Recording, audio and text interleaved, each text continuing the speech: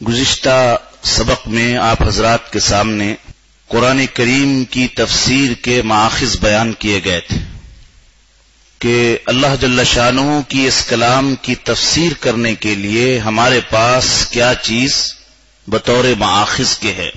اس کا خلاصہ چند لفظوں میں یہ ہے کہ سب سے پہلے قرآن مجید کی تفسیر کے لیے پہلے نمبر پر مآخذ خود قرآن مجید، اس کو ہم یوں کہتے ہیں تفسیر القرآن الکریم بالقرآن الکریم، یعنی قرآن مجید کی تفسیر کرنا خود قرآن مجید کے ذریعے سے۔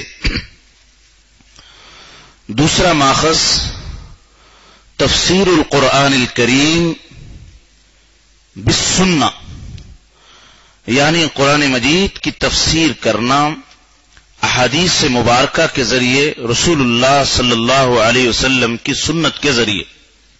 سنت میں حضرت صلی اللہ علیہ وسلم کے اقوال، آپ کے افعال، آپ کی تقریرات، یہ تینوں چیزیں شامل ہیں۔ نمبر 3، قرآن مجید کی تفسیر کرنا صحابہ کرام کے اقوال سے، تفسیر القرآن الکریم باقوال الصحابہ رضوان اللہ تعالی علیہم اجمعین۔ چوتھا ماخذ کیا ہے جی؟ تفسیر القرآن الکریم باقوال التابعین، کہ حضرات تابعین نے جو صحابہ کرام کی خدمت میں رہ کر علم حاصل کیا، تو صحابہ کرام سب سے پہلے طالب علم تھے رسول اللہ صلی اللہ علیہ وسلم سے قرآن مجید سیکھنے والے۔ ان سے جنہوں نے علم حاصل کیا وہ تابعین کہلاتے ہیں۔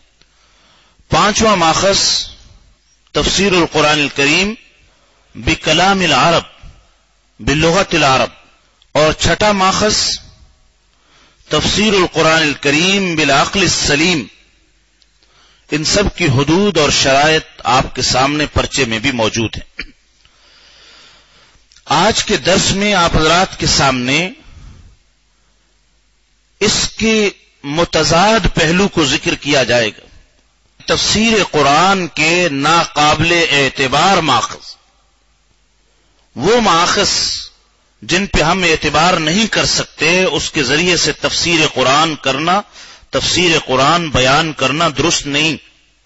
جس طرح تفسیر قرآن کے معتبر اور مستند مآخذ اور مصادر آپ کے سامنے آئے ہیں، اسی طرح اس کے ناقابل اعتبار، غیر معتبر اور گمراہ کن مصادر کون سے ہیں جن سے بچنا ضروری ہے۔ جب دونوں پہلو سامنے آتے ہیں تو چیز کھل کر سامنے آتی ہے۔ وَبِضِدِّهَا تَتَبَيَّنُ الْأَشْيَاءُ، متضاد سے اور اس کے ضد والے پہلو سے وہ چیز کھل کے سامنے آ جاتی ہے۔ تفسیر قرآن کا سب سے غیر معتبر ماخذ، جو انتہائی گمراہ کن ہے اور حرام ہے اور بہت بڑی بڑی گمراہیوں کا بڑا دروازہ ہے، وہ تفسیر بالرائے ہے۔ تفسیر بالرائے یہ آج کا بڑا اہم موضوع ہے۔ تفسیر بالرائے بہت بڑا فتنہ، زیغ اور زلال ہے۔ زیغ اور زلال کا معنی صراط مستقیم سے ہٹ جانا، گمراہی کے راستے پر چلنا ہے۔ تفسیر بالرائے، تفسیر بالرائے کو ہم دوسرے لفظوں میں تحریف بھی کہہ سکتے۔ کیا کہہ سکتے ہیں؟ تحریف بھی کہہ سکتے۔ اور یہ یہود کے علماء کا وتیرہ اور ان کی بدخصلت تھی، وہ تحریف کرتے ہوئے قرآن مجید نے ان کے بارے میں ذکر فرمایا۔ اور یہاں آج کل قرآن مجید کی تفسیر بالرائے کرنا، یہ بھی ایک طرح سے تحریف ہے۔ اب اس میں عرض کروں، مفسرین نے قرآن مجید کے جو اصول لکھے ہیں تفسیر کے، ابھی آپ نے دیکھا قرآن مجید کی تفسیر سب سے پہلے کون کرتا ہے؟ ان القرآن یفسر بعضہ بعضا۔ نمبر 2، قرآن مجید کی تفسیر سنت نبویہ سے۔ نمبر 3، قرآن مجید کی تفسیر باقوال الصحابہ رضوان اللہ تعالی علیہم اجمعین۔ نمبر 4، قرآن مجید کی اقوال الصحابہ بکلام العرب، اس کو دو عنوان بھی دے سکتے ہیں، ایک بھی دے سکتے ہیں۔ نمبر 4، جو خود قرآن مجید کی تفسیر صحابہ کرام نے اپنے تدبر اور فہم سے سمجھی، کیونکہ انہوں نے قرآن مجید رسول اللہ صلی اللہ علیہ وسلم کی صحبت میں سیکھا. جس ماحول میں قرآن اترا اس ماحول کو پوری طرح سے جانتے تھے اور کلام کے لب و لہجے کو جاننے والے تھے. اس لیے جو تفسیر اصول اور شرائط کے مطابق ہوگی وہ تفسیر صحیح کہلائے گی، وہ تفسیر معصور کہلائے گی. لیکن جو تفسیر اصول تفسیر سے ہٹ کر نظر انداز کر کے یا بغیر علم کے تفسیر کی جائے، اس تفسیر کو تفسیر بالرائے کہتے ہیں. اس کو کیا کہتے ہیں؟ تفسیر بالرائے. آپ حضرات ماشاءاللہ زیادہ اہل علم ہیں، طلبہ ہیں. میں اگر آپ سے پوچھوں یہ تفسیر بالرائے کا کہیں قرآن و سنت میں کوئی لفظ استعمال ہوا کہیں تفسیر بالرائے کے بارے میں؟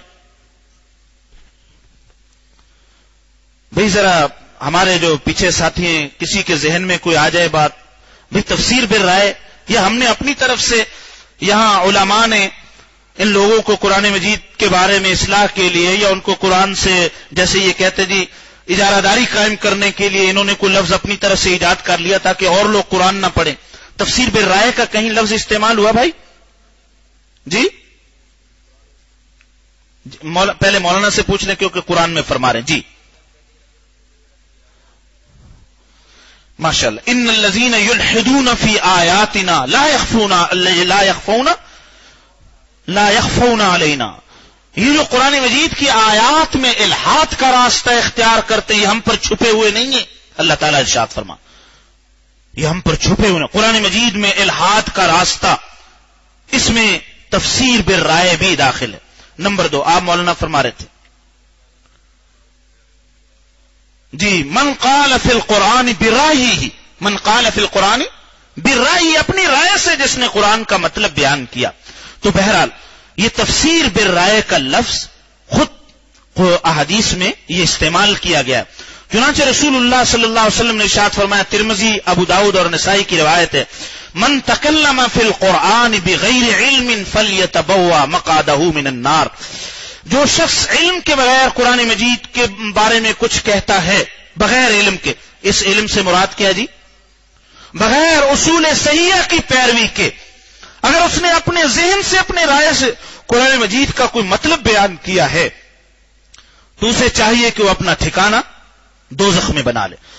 اور ایک اور حدیث جو ترمذی اور ابو داؤد میں ہے وہ اور زیادہ اس مفہوم کو واضح کرتی ہے. رسول اللہ صلی اللہ علیہ وسلم نے ارشاد فرمایا، من قال فی القرآن برائیہ فاصاب فقد اخطأ فاصاب. یہ اصول نہ صرف یہ کہ حدیث میں اس انداز سے بیان کیا گیا بلکہ دنیا کے عقلاء کے ہاں یہ مسلم عقلی اصول ہے اور عین ان کی لاجک کے مطابق ہے. یہ جس حضرت صلی اللہ علیہ وسلم نے فرمایا، جس آدمی نے قرآن مجید کے بارے میں اپنی رائے سے کوئی بات کہی فاصاب، کہیں اس نے اپنے رائے سے لیکن اس نے ٹھیک کہہ دی بات، فقد اخطا، اس کے باوجود اس نے گناہ کیا. اس کے باوجود اس نے کیا کیا؟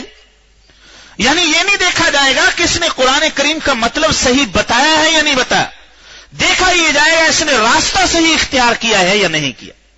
چونکہ اس نے راستہ اپنی رائے کا اختیار کیا اور اصول صحیحہ کی پیروی نہیں کی، اس لیے رسول اللہ صلی اللہ علیہ وسلم نے فرمایا فقد اخطا. اس نے کیا کی جی؟ یہ غلطی کی، اس نے گناہ کا کام کیا. میں نے ابھی عرض کیا تھا کہ یہ مسلمہ عقلی اصول ہے.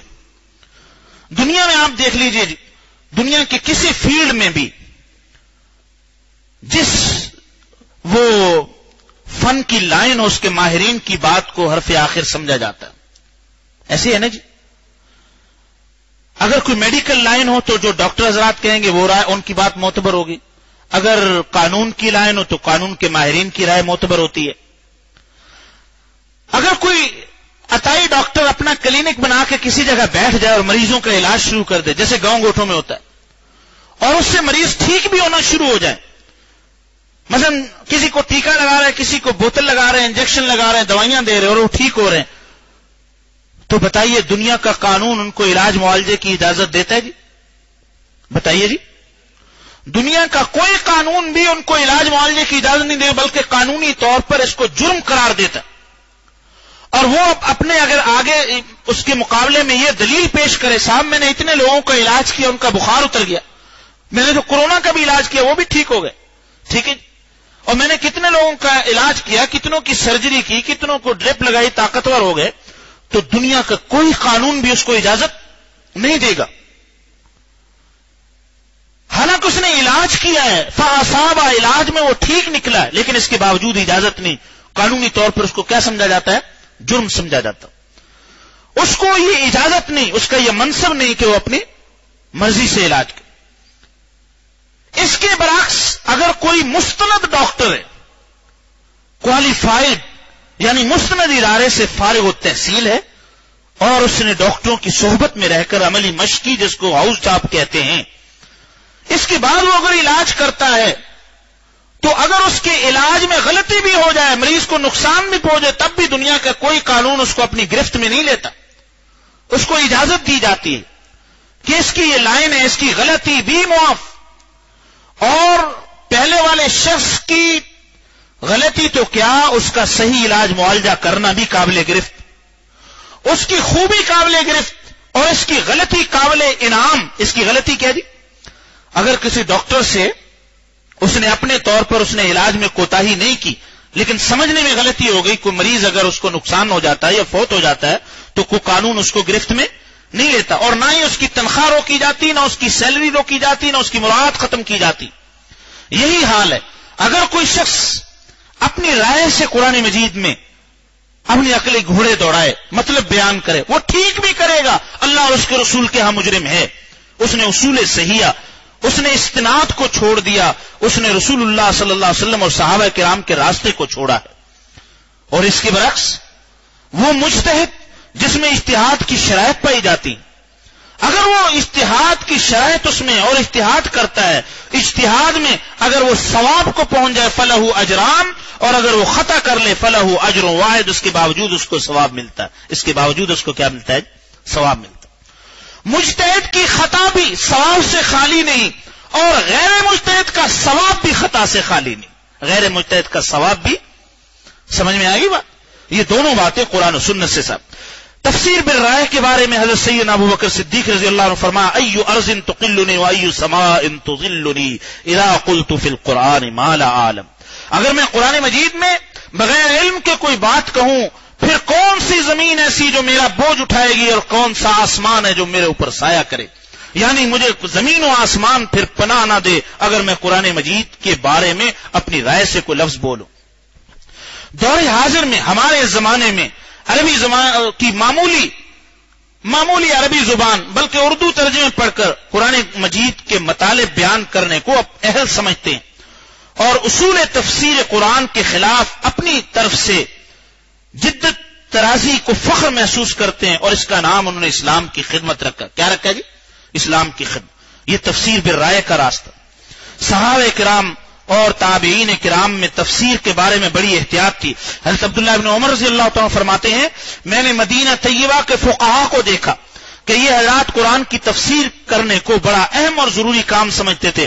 حضرت سالم بن عبداللہ، حضرت قاسم بن محمد، حضرت سعید بن مسیب، حضرت نافع، انہیں حضرات میں سے تھے جو بڑی قرآن مجید کی تفسیر کو اور اس کے مطلب بیان کرنے کو بہت بڑی ذمہ داری سمجھتے تھے۔ یحییٰ بن سعید کہتے ہیں، میں نے ایک شخص کو دیکھا کہ وہ حضرت سعید بن مسیب سے قرآن مجید کی کسی حضرت سعید بن مسیب کے بارے میں آپ نے تدریب الراوی یا نخبۃ الفکر میں پڑھا ہوگا، افضل التابعین بعد الصحابہ سعید بن المسیب، تابعین میں جن کا سب سے اونچا مقام تھا وہ حضرت سعید بن المسیب رحمہ اللہ تھے۔ ان سے کسی نے قرآن مجید کی آیت کے بارے میں دریافت کیا تو آپ نے جواب دیا کہ میں قرآن مجید کے متعلق اپنی رائے سے کچھ بھی بیان نہیں کر سکتا، معذرت کر۔ امام اسمعی جو لغت کے کتنے بڑے امام اور عربی ادب کے بڑے امام تھے، قرآن مجید کی تفسیر کرنے میں خاموش رہتے تھے۔ کوئی اگر ان سے دریافت کرتا اور اس کا مطلب معلوم نہ ہوتا تو یوں کہہ دیتے تھے کہ عرب اس کا معنی یوں کرتے، یہ نہیں کہتے تھے کہ میرے نزدیک اس کی مراد یہ، بلکہ کیا کہتے؟ عرب اس کا معنی یوں کرتے۔ امام اسمعی جو بہت بڑے عبادت گزار تھے، وہ اپنی مرضی سے اتنے بڑے امام ہونے کے باوجود کسی لفظ کی، کسی آیت کی اپنی مرضی سے تفسیر نہیں کرتے۔ صحابہ کرام کے ماحول میں بھی خاص صحابہ کرام مفسر تھے. ہر صحابی قرآن کی تفسیر بیان نہیں کرتا تھا. صحابہ کرام میں جو خاص صحابہ جن کی طرف لوگ قرآن مجید کی تفسیر سمجھنے کے لیے رجوع کرتے تھے، ان میں حضرات خلفائے راشدین 3 عبداللہ عبادلہ الثلاثہ، یعنی حضرت عبداللہ بن مسعود، حضرت عبداللہ بن عباس، حضرت عبداللہ بن عمر رضی اللہ عنہ، حضرت زید بن ثابت رضی اللہ تعالی. یہ لوگ دن رات قرآن مجید کے درس و تدریس میں مصروف رہتے. یہ حضرات تھے مفسرین. اور تابعین میں بھی مخصوص تابعین تھے جو قرآن مجید کی تفسیر کرتے تھے. ایک سوال مولانا نے کیا ہے، کسی مسند تفسیر کو دیکھ کر ایک عام آدمی مطلب صحیح بیان کرے، کیا یہ بغیر علم کے تفسیر بالرائے میں داخل ہے؟ یہ نہیں، یہ تفسیر بالرائے میں داخل نہیں. مثلا معارف القرآن سے، بیان القرآن سے جو مطلب بیان کر رہا ہے وہ اتنے اپنی رائے سے نہیں سمجھا، بلکہ اس نے مفسر کی رائے کو نقل کیا. لیکن اس کے لیے شرط یہ ہے کہ رائے کو نقل کرنے کی پوری اہلیت اس کے اندر موجود، پوری صلاحیت اس کے اندر. ہاں، کیونکہ علم جس طرح حاصل کرنے کے لیے عقل کی ضرورت ہے، نقل علم کے لیے 10 من عقل کی ضرورت ہے. کتنی ضرورت ہے؟ 10 من عقل کی ضرورت ہے. اس لیے اگر تفسیر سے قرآن مجید کی آیت کا مطلب آگے نقل کر رہا ہے، یہ گھر میں آسان ترجمہ قرآن ہے، بیان القرآن ہے، تو وہ اپنی رائے سے نہیں کر رہا. اپنی رائے کا مطلب یہ ہے کہ لوگوں نے، جیسے آج کل جدت پسندوں نے یہ فیشن بنایا کہ قرآن مجید کی آیت کے بارے میں ہر بندہ اپنی رائے سے بیان کر رہا ہے، میرے نزدیک اس کا مطلب یہ ہے، میرے نزدیک اس کی مراد یہ ہے. یہ اس طرح یہ فیشن بنا لینا، یہ تفسیر بالرائے کہلاتا ہے. مفسرین کی تفسیر کو نقل کرنا یہ تفسیر بالرائے نہیں کہلاتا. تفسیر بالرائے کی مختلف وجوہ، وہ علوم جن کا جاننا تفسیر کے لیے ضروری ہے وہ نیا مفسر نہ جانتا ہو، جیسے آج کل کے اخبار نویسوں اور لیڈروں کی تفسیریں ہیں، یہ تفسیر بالرائے کا نمونہ ہے. نمبر 2، متشابہات جن کے معنی اور مراد اللہ تعالی ہی کو معلوم ہے، ان کی قطعی انداز میں تفسیر کرنا اور معنی مرادی متعین کرنا کہ اللہ کی ذات، جیسے اللہ تعالیٰ کی ذات کو نور قرار دے دینا، اور آیت اللہ نور السماوات سے استدلال کرنا، حالانکہ یہ آیات متشابہات میں سے. امام کبیر رحمۃ اللہ علیہ، امام راضی رحمۃ اللہ علیہ تفسیر کبیر میں فرماتے ہیں یہ آیت کس میں سے ہے؟ متشابہات میں سے. تو متشابہات آیات کے پیچھے پڑھ کے اس کے کسی معنی کو متعین کر دینا، یہ کیا کہلاتا ہے؟ تفسیر بالرائے. اپنی رائے سے. نمبر 3، اپنی رائے سے قائم رکھی ہوئی، پہلے سے جو رائے اس نے قائم کی گئی، اس رائے کے مطابق پہلے اس نے کوئی فیصلہ کر لیا، پہلے کوئی سوچ متعین کر لی، پھر اس نظریے کی ٹو کے لیے قرآن آیات میں ڈھونڈ رہا ہے کہ کہیں سے مجھے تائید مل جائے. اس کو بھی کیا کہا جاتا ہے؟ یہ بھی تفسیر بالرائے کی وجہ ہے. ایک ہوتا ہے قرآن مجید کو خالی ذہن ہو کے پڑھنا کہ قرآن مجید میری اصلاح کر دے، اور ایک یہ ہے کہ خود نہیں بدلتے قرآن بدل دیتے، خود نہیں بدلتے. ہاں، جو اپنی رائے پہلے سے قائم ہے اس رائے کو ڈھونڈنے کے لیے قرآن مجید میں غور و فکر کرنا. تفسیر بالرائے اور تحریم میں انشاءاللہ آگے کسی موضوع میں آئے گا جب اہل زیغ اور اہل ضلال کی کہیں بحث ہوگی. سب سے پہلے تفسیر بالرائے کرنے والے خوارج تھے. سب سے پہلے کون تھے جی؟ خوارج. ان الحکم الا للہ کی تفسیر سب سے پہلے کنہوں نے کی؟ صحابہ سے ہٹ کر، رسول اللہ صلی اللہ علیہ وسلم کی احادیث سے ہٹ کر انہوں نے قرآن کا ایک مطلب بیان کیا اور وہ گمراہی کے راستے پر چل پڑے. تو سب سے پہلی گمراہی جس امت میں پیدا ہوئی خوارج کی صورت میں یا بعد میں روافض کی صورت میں جو بھی پیدا ہوئی، یہ ساری چیزیں کیا؟ تفسیر بالرائے کی وجہ سے. کس کی وجہ سے؟ اپنی رائے سے پہلے سے کوئی مطلب گھڑ لیا کوئی ذہن میں، پھر آیات ڈھونڈتے. چنانچہ قادیانیوں کا یہی وتیرہ ہے. حضرت عیسیٰ علیہ السلام کی وفات کی بحث، یہ جو بحثیں کرتے ہیں یا ختم نبوت کے بارے، پہلے انہوں نے مفہوم ذہن میں، بلکہ پھر قرآن مجید کی آیات سے کیا کرتے ہیں جی؟ اس کے الفاظ سے استدلال کرتے ہیں. آئینہ قادیانیت میں ان کی یہ ساری کی ساری چیزیں جو ان کی تلبیسات اور ان کے جو دجل و فریب اس میں واضح کر دیے گئے ہیں. کسی آیت میں مختلف پہلوؤں کی گنجائش ہو، اس میں سے کسی ایک کو یقینی پیرائے میں لانا اور ایسی مراد بتلانا کہ اس کے خلاف اب کوئی نہ ہو سکے جبکہ اس میں مختلف احتمال ہے، یہ بھی تفسیر بالرائے کہلاتا ہے. اپنی خواہش اور ضرورت کے لیے کسی آیت سے تائید لینا، یہ بھی تفسیر بالرائے کہلاتا ہے. الاتقان سے، علامہ سیوطی رحمت اللہ علیہ کی الاتقان فی القرآن سے تفسیر بالرائے کی چند وجوہات میں نے آپ کے سامنے ملخصاً خلاصے کے طور پر بیان کر دی. کسی مفسر کے لیے امام سیوطی رحمت اللہ علیہ فرماتے ہیں 15 علوم میں ماہر ہونا ضروری ہے تفسیر کے لیے. کتنے علوم میں؟ تفصیل کا موقع نہیں، اجمالاً اور اشارتاً بات کہوں گا. نمبر 1 لغت عربیہ، نمبر 1 کلام عرب، لغت عرب کا ماہر ہونا ضروری. نمبر 2 علم النحو. نمبر 3 علم الصرف. نمبر 4 علم الاشتقاق. نمبر 5 علم المعانی. نمبر 6 علم البیان. نمبر 7 علم البدیع. نمبر 8 علم القرآن کہ الفاظ کلام اللہ کی کیفیت نطق اس کے ذریعے سے معلوم ہوتی ہے. نمبر 9 علم اصول الدین. نمبر 10 اصول فقہ.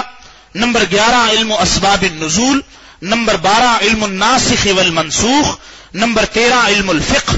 نمبر 14 علم الحدیث.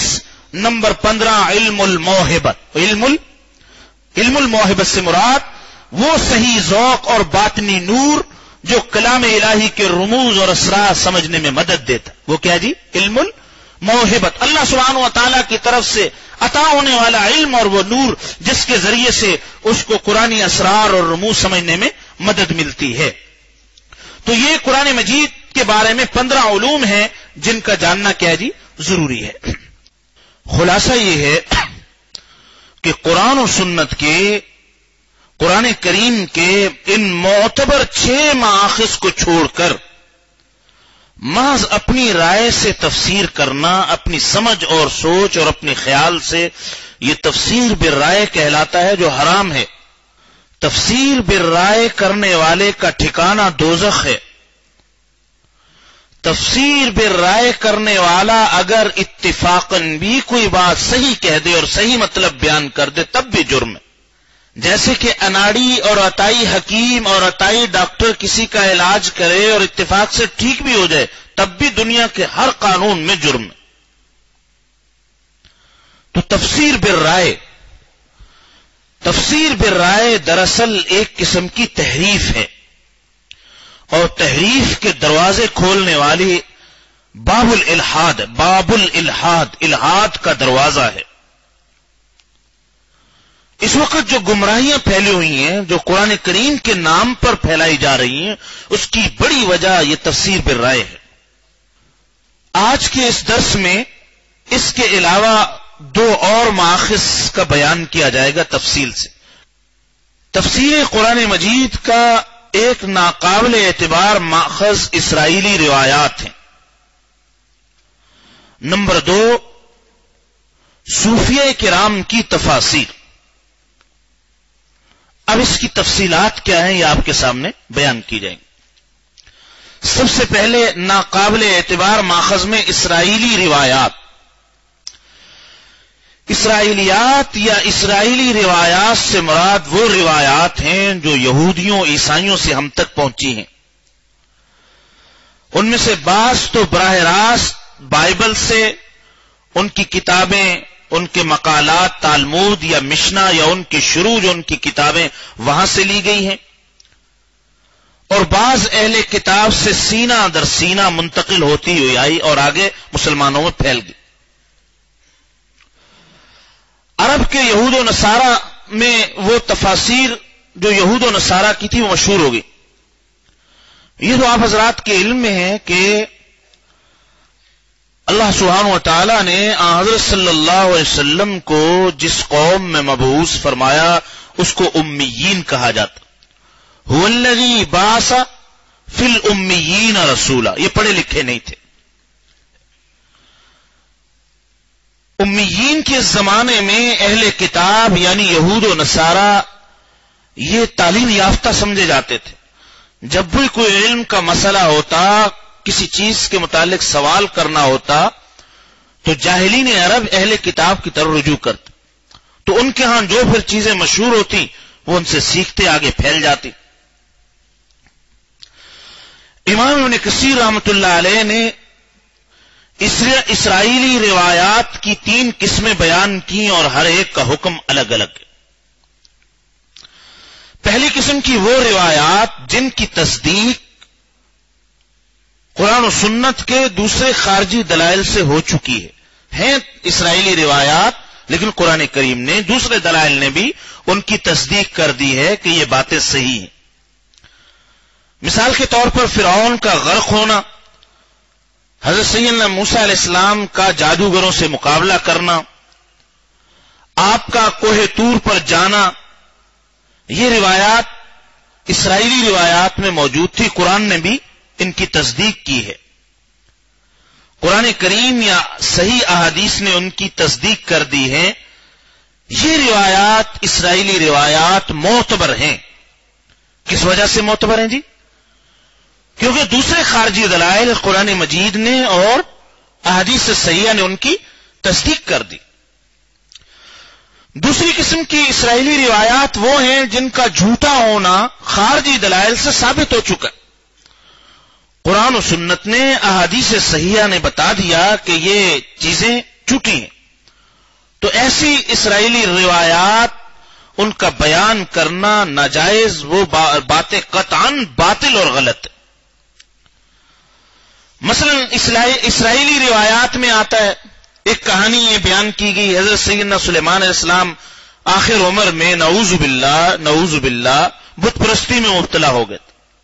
اب بتائیے، وہ اللہ تعالیٰ کے منتخب بندے کلنا آتیناہ علما حکما و علما، جن کو اللہ تعالیٰ نے خود اجتباء فرمایا، اتنا بڑا مقام عطا فرمایا. مقام نبوت یاد رکھیے یہ کسبی نہیں ہے، یہ وہبی ہے. یہ سبق کی بات نہیں، لیکن اللہ تعالیٰ نے دل میں ڈالی، میں عرض کر دوں. نبوت ایک واحد ایسا مقام ہے، ایک ایسا رتبہ ہے جو وہبی ہے، کسبی نہیں. اس میں کسی قسم کے کسب کا دخل نہیں، نہ عبادت کا، نہ ریاضت کا، نہ خوابوں کا، نہ مجاہدات کا، نہ کثرت ذکر کا، کسی چیز کا کوئی دخل نہیں. یہ خالصتاً اللہ رب العالمین کے نظر انتخاب، ان کی نظر اجتباء سے حاصل ہوتا ہے. اللہ یجتبی الیہ من یشاء یجتبی من رسلی، وہ جس کو چاہتے ہیں نبوت کے لیے منتخب فرما لیتے ہیں. ٹھیک ہے جی؟ نبوت کے علاوہ باقی جتنے بھی مقامات ہیں، جو مراتب ہیں، وہ سارے کے سارے کسبی ہیں. ولایت کسبی، صدیقیت کسبی، یہ ساری کیا چیزیں جی؟ شہادت بھی کسبی. ہو سکتا ہے بندہ شہید نہ ہو کیونکہ موت اختیار میں نہیں، لیکن رتبہ شہادت کسبی. رتبہ شہادت کیا جی؟ کسبی ہے. شہادت کسبی نہیں بلکہ رتبہ شہادت کسبی ہے.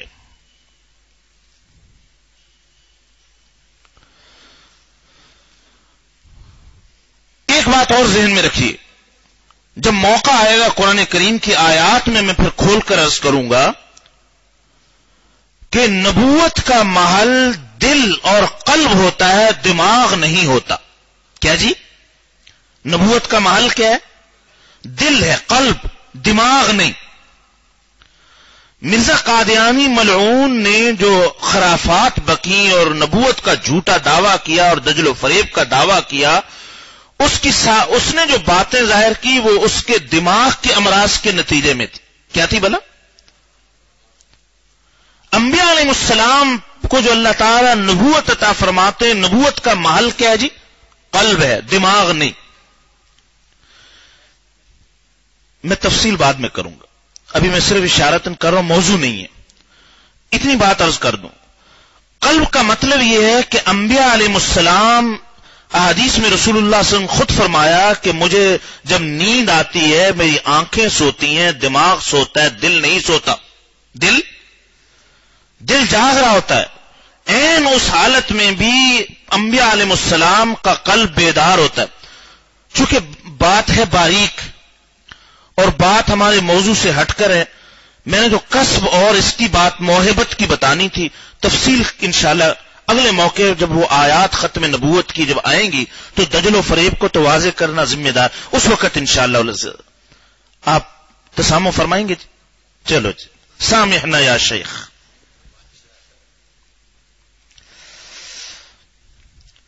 طرح حضرت سیدنا داؤد علیہ السلام کے بارے میں اسرائیلی روایات میں یہ من گھڑت آپ حضرات نے تفسیر میں بھی پڑھی ہوگی، اکثر تفسیروں کے حاشیے میں، بعض جلالین کے حاشیے میں، بعض دوسری تفاسیر،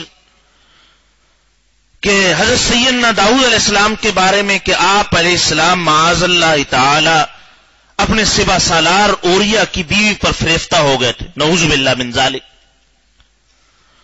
یہ روایات واہیات باطل اور من گڑت ہے، قرآن و سنت نے واضح ان کی کیا کر دی؟ تردید کر دی، یہ غلط ہے۔ دو قسم کی روایات کا حکم آپ کے سامنے بیان ہو گیا۔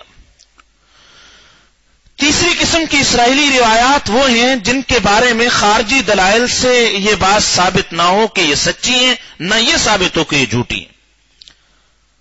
ایسی اسرائیلی روایات کے بارے میں نبی کریم صلی اللہ علیہ وسلم کا ارشاد ہے، لا تصدقوها ولا تکذبوها۔ ان روایات کو بیان کرنا تو جائز ہے، ان پر کسی دینی مسئلہ کی بنیاد نہیں رکھی جا سکتی، نہ ان کی تصدیق نہ ان کی تکذیب کی جاتی، محض بیان کرنا درست ہے، اس سے کوئی مسئلہ ثابت کرنا درست نہیں، نہ ان کی تصدیق کی جائے گی نہ ان روایات کی تکذیب کی جائے گی۔ اچھا، ایک بات بطور تنبیہ کے یاد رکھنا ضروری ہے کہ بعض اسرائیلی روایات کے بارے میں تو پتہ چل جاتا ہے کہ صراحت کے ساتھ یہ اسرائیلی روایت ہے، اور بعض اسرائیلی روایات کے بارے میں صراحت نہیں ہوتی، روایت تو موجود ہوتی، صراحت نہیں ہوتی، تو ایک مفسر، ایک فقیہ، دین کا گہرا علم حاصل رکھنے والا، وہ خارجی دلائل سے پہچان کر علم کی روشنی میں، اصول کی روشنی میں بتاتے ہیں کہ یہ اسرائیلی روایت ہے، بعض کے بارے میں تو صراحت نہیں۔ پھر کبھی تفصیل آئے گی تو عرض کروں گا، اسرائیلی روایات زیادہ تر حضرت وہب ابن منبہ، کعب احبار، حضرت عبداللہ ابن عمر سے منقول ہے۔ ان تینوں کی روایات زیادہ تر ان سے اسرائیلی روایات ان سے منقول ہے، کعب احبار، وہب ابن منبہ اور حضرت عبداللہ ابن عمر۔ یہ تو موضوع تھا اسرائیلی روایات کے بارے میں۔ دوسری قسم کی تفاسیر جو صوفیہ کرام کی تفاسیر ہیں، یہ بھی غیر معتبر مآخذ میں سے۔ صوفیہ کرام سے قرآن کریم کی آیات کے تحت کچھ ایسی باتیں منقول ہیں جو بظاہر تفسیر معلوم ہوتی ہیں، مگر آیت کے ظاہری اور معصور معنی جو منقول ہے اس کے خلاف ہوتی ہیں۔ مثلا قرآن مجید میں ارشاد ہے، قاتلوا الذین یلونکم من الکفار۔ اہل عرب ہوں یا عربی جاننے والے ہوں، اس آیت کا مفہوم کیا سمجھیں گے؟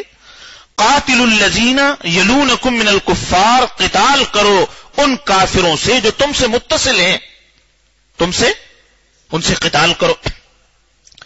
اس آیت کے تحت بعض صوفیہ نے لکھا قاتل النفس، کس سے قتال کرو؟ نفس سے قتال کرو، فإنہا تل الانسان، اس لیے کہ یہ سب سے زیادہ انسان کے کیا جی؟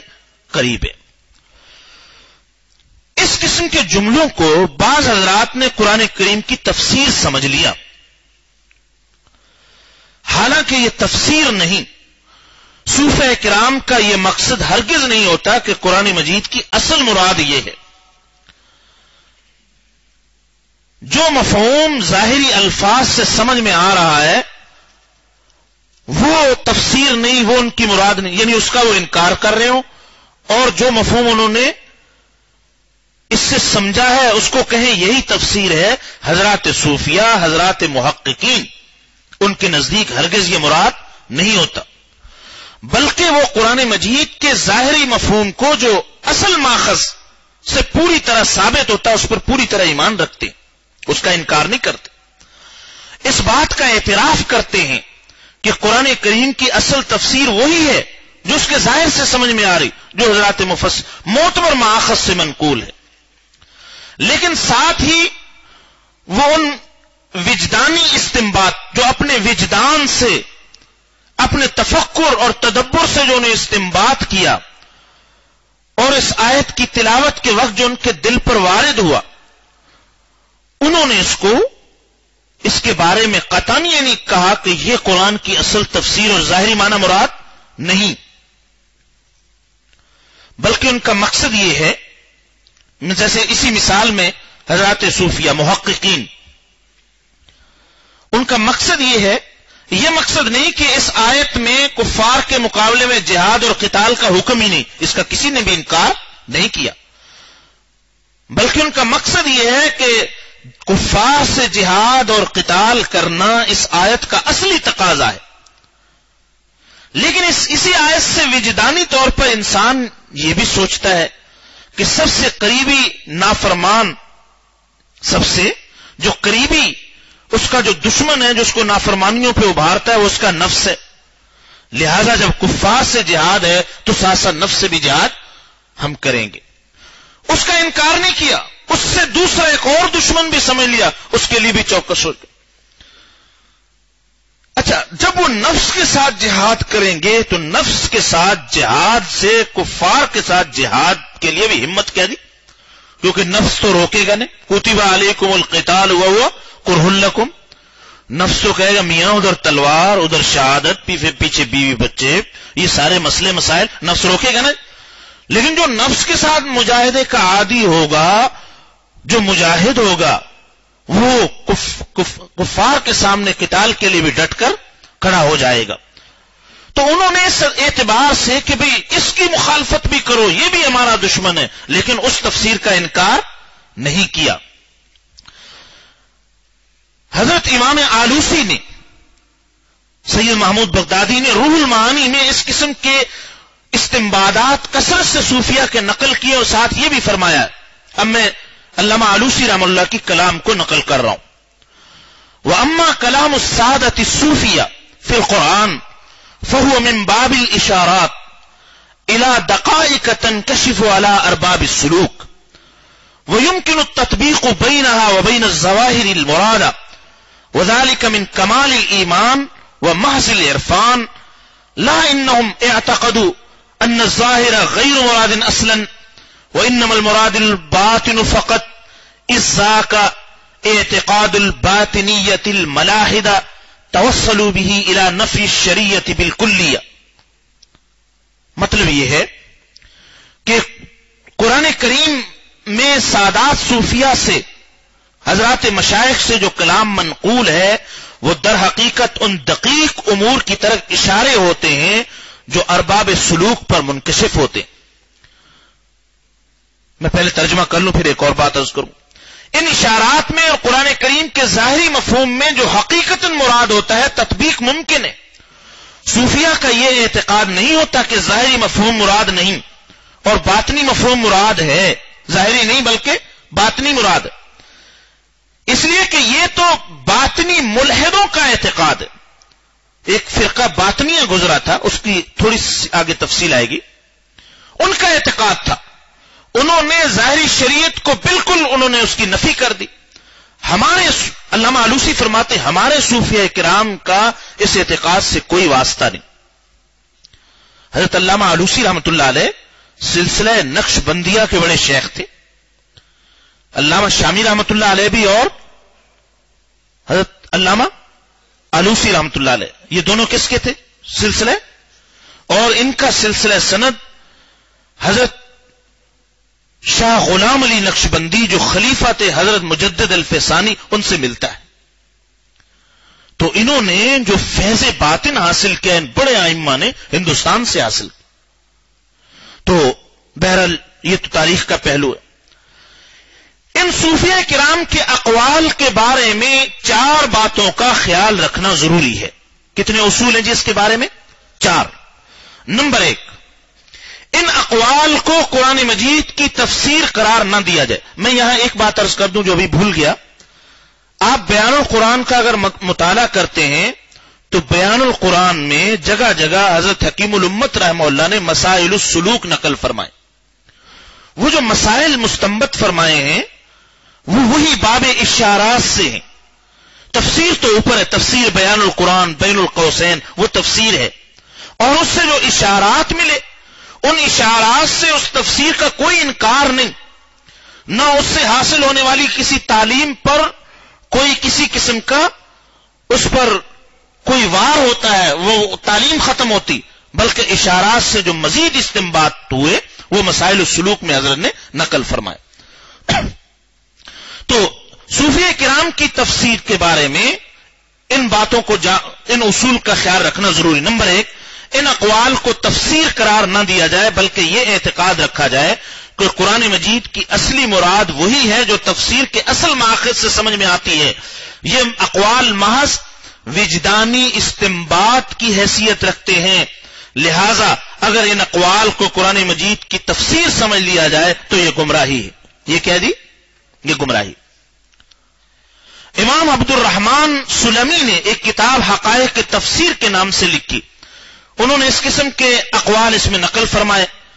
وہاں انہوں نے امام واحدی کا یہ قول نقل فرمایا، جو شخص یہ اعتقاد رکھے کہ یہ تفسیر ہے، جو باب الاشارات سے حضرات صوفیہ نے اشارات نقل کیے، جو شخص یہ اعتقاد رکھے کہ یہ تفسیر ہے وہ شخص کافر ہو جائے گا. وہ شخص کیا ہو جائے گا؟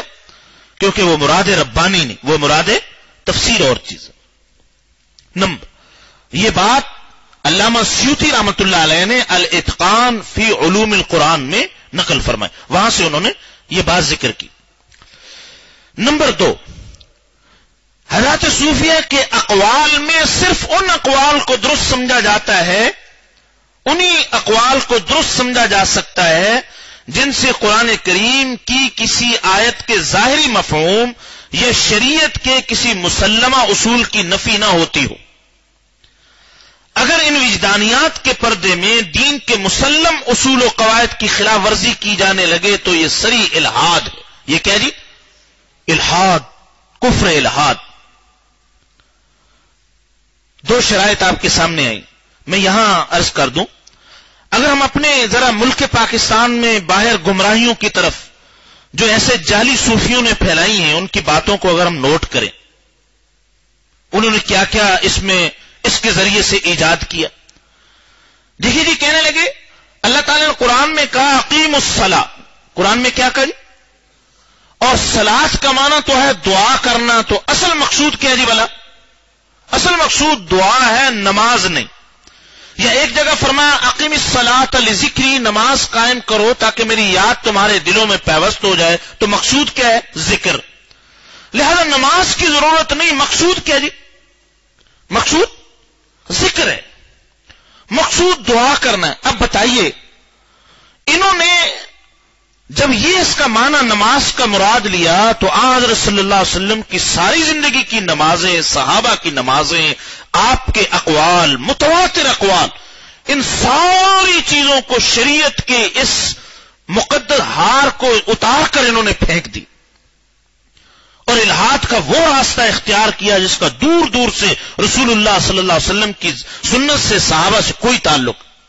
یہ ہے بہت بڑی گمراہی. یہ اسی لیے انہوں نے یہ باتیں پھیلائی ہیں کہ مولویوں کی شریعت اور ہے اور صوفیوں کی شریعت اور.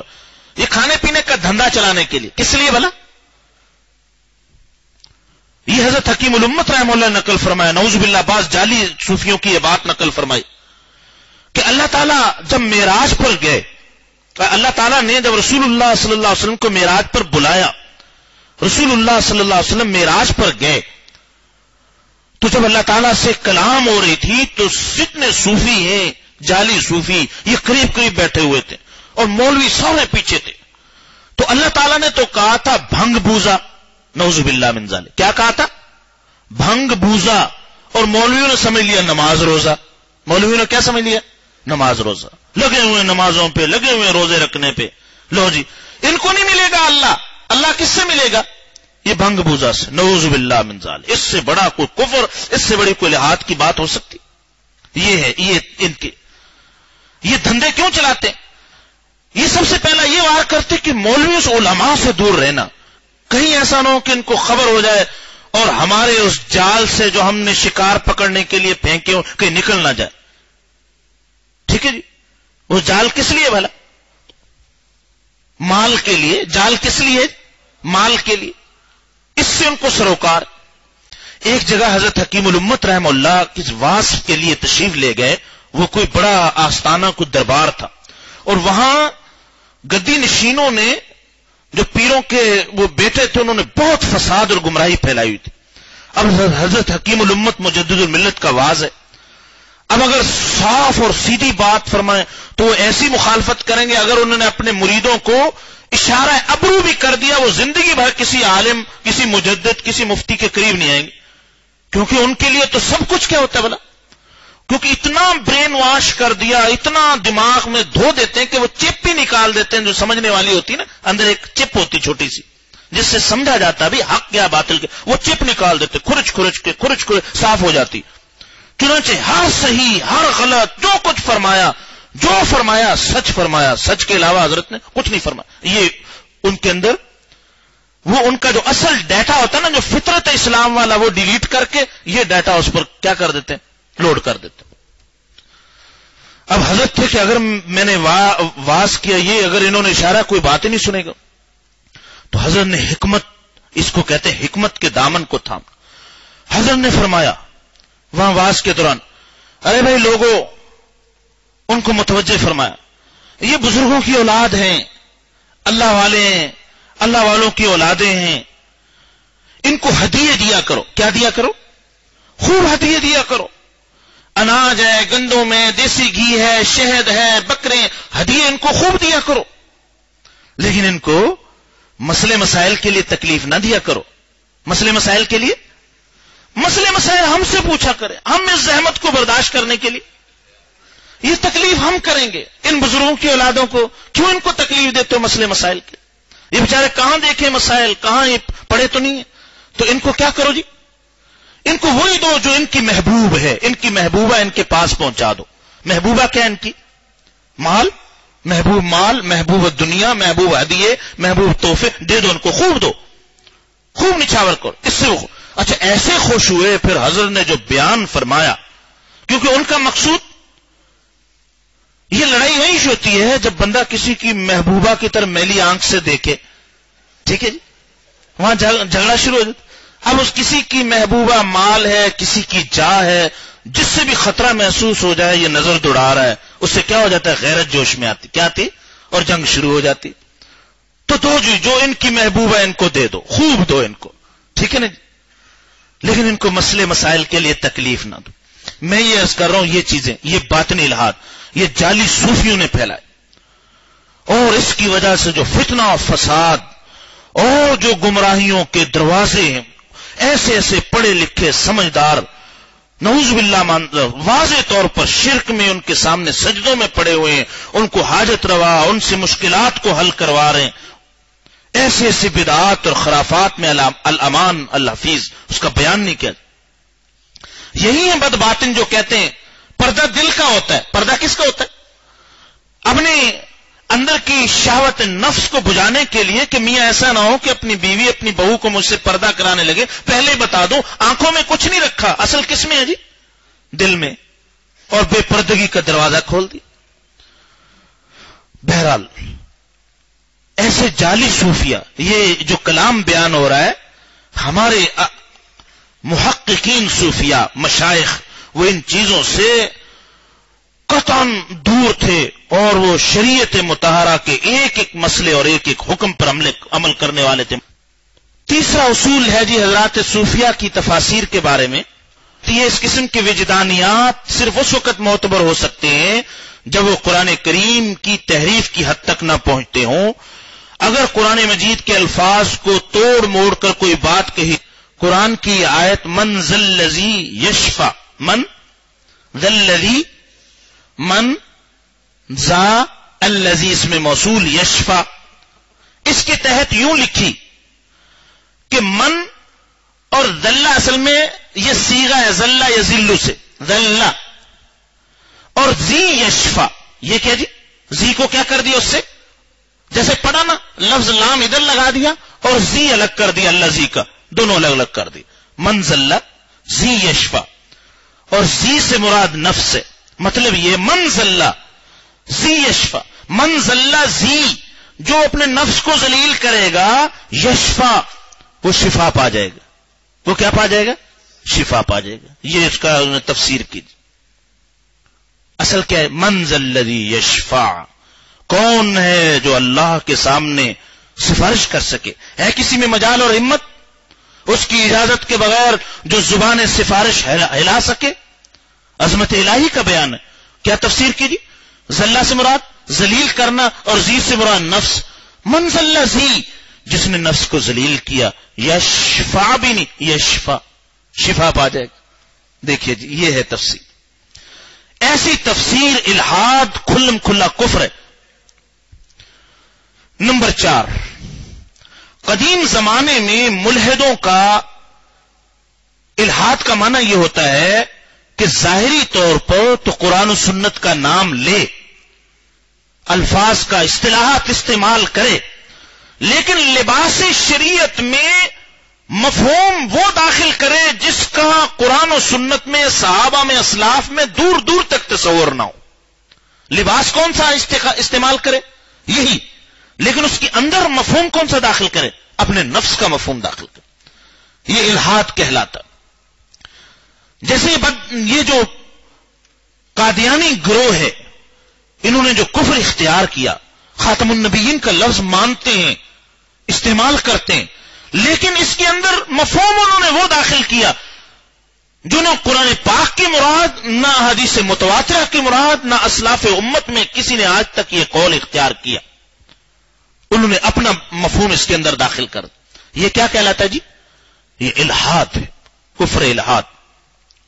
اسی کو زندقہ کہتے ہیں. کفر الہاد اور ملحد اور زندیق ایک معنی میں. اگر کفر کی اقسام تفصیلی اس کی تعریف دیکھنی ہو تو تفہیم الفقہ کے پہلی جلد میں جو کفر کی اقسام کا باب ہے اس کو ملاحظہ فرما لیں.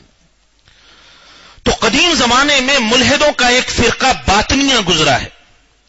ان کا دعویٰ تھا کہ قرآن کریم سے ظاہری طور پہ جو ہمیں مطلب سمجھ میں آتا ہے وہ اللہ تعالیٰ کی مراد نہیں، بلکہ ہر لفظ کے اندر ایک باطنی مفہوم کی طرف اشارہ ہے. اصل وہی قرآن کی تفسیر ہے.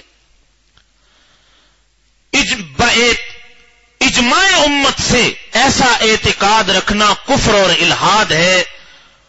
لہذا صوفیہ کے کسی قسم کے قول کے بارے میں اس قسم کا اعتقاد رکھا جائے تو وہ باطنیت کہلاتا ہے اور یہ کفر اور الہاد کا دروازہ ہے. یہ 4 اصول میں نے آپ کے سامنے ذکر کیے. اس کی روشنی میں اقوال صوفیہ کو دیکھا جائے. حکیم الامت مجدد الملت حضرت مولانا شاہ اشرف علی تھانوی قدس اللہ تعالی سرہ، انہوں نے ارشاد فرمایا، آپ کے ملفوظات سے یہ نقل کیا، لوگ تصوف کے مضامین کے اشارات کو تفسیر سمجھ لیتے ہیں، حالانکہ نہ وہ اشارات یقینی ہیں نہ ان سے تفسیر مقصود ہے. یہ تو علم اعتبار کہلاتا ہے. یہ کیا کہلاتا ہے؟ علم الاعتبار ہے. یہ تفسیر نہیں ہوتی. اور جو اشارہ ملا ہے یہ بھی کوئی یقینی نہیں کہ واقعتاً یہ اشارہ، یہ تو ایک ظنی ہے، گمان میں آئی چیز. 2 ناقابل اعتبار ماخذ آپ کی سمجھ میں آگے جی.